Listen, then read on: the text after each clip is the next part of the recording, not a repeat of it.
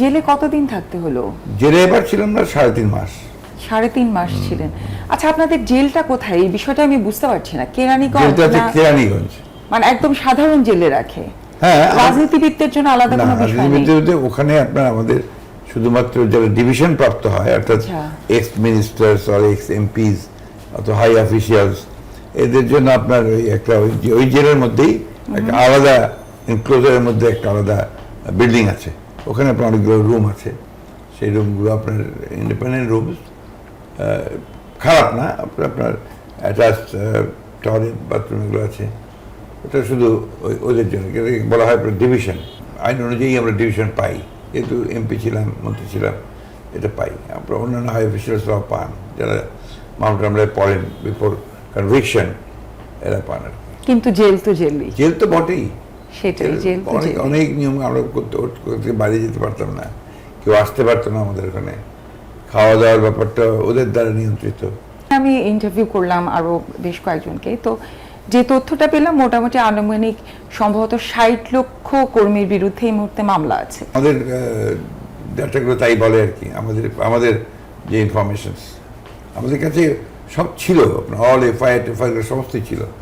গতবার যখন police raid করলো আমাদের অফিসে, দ্যাট ওয়াজ 1 বছর আগে, 1.5 বছর আগে, তখন সেগুলো সব ডিস্ট্রয় করে দিয়েছে। মানে হামলা করছে, মামলা করছে, আবার সেই তথ্যগুলো সংরক্ষণ করা যাচ্ছে না। না, আপনার পুরো আপনার অফিসটাই তো রেড করে তছনছ করে দিয়েছে আর কি। আমাদের আপনার কম্পিউটার, হার্ড ডিস্ক, ল্যাপটপ সব নিয়ে চলে গিয়েছিল। তাহলে এই যে এই বিপুল পরিমাণে হামলা মামলা, তৃণমূল পর্যায়ে কর্মীদের একদম মানে জনবিচ্ছিন্ন করে দেয়া, এই সামগ্রিক বিষয়টাকে আসলে দল হিসেবে বিএনপি কিভাবে সামাল দিচ্ছে? এটা তো আমি সবসময় বলি, আপনি দেখেছেন, যেটা একটা চরম একটা নির্যাতনের মুখে বিএনপি পড়েছে। এবং এই নির্যাতনটার কারণটাই হচ্ছে যে বিএনপিকে তারা নিশ্চিহ্ন করতে চায়, নির্মূল করতে চায়। অ্যাজ এ হোল আওয়ামী লীগের যেটা এখন এই সরকারের যেটা আপনার লক্ষ্য, সেটা হচ্ছে একটা রাজনীতিকরণ, ডিপলিটিসাইজেশন করা। আপনি লক্ষ্য দেবেন আওয়ামী লীগেরও কিন্তু এখন আর সরকারে ওইভাবে ইম্পর্টেন্ট না। তার মন্ত্রী আছে, এমপি আছে, কিন্তু সরকার চালায় কিন্তু আপনার কিছু আমলা, আপনার এই বেনজির আজিজের মতো কিছু ব্যক্তি। আওয়ামী লীগের যারা রাজনৈতিক ব্যক্তিত্ব, তাদের খুব বেশি অবস্থান এখন আওয়ামী লীগের মধ্যেও নেই।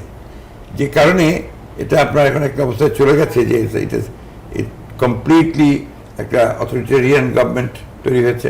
সেই সঙ্গে Awami League as a party bankrupt হয়ে গেছে রাজনৈতিকভাবে, পলিটিক্যালি। সেই কারণে এদের একটা অন্যান্য রাজনৈতিক দলগুলোকে, তা বিশেষ করে বিএনপি যেহেতু সবচেয়ে বড় বিরোধী দল, তাকে নির্মূল করতে পারলে সে নিষ্কণ্টক হয়ে যাবে। কারণ বিএনপি যদি ইলেকশনে আসছে না গত কয়েক বছর ধরে, তারপর কিন্তু বিএনপি তাদের প্রধান শত্রু।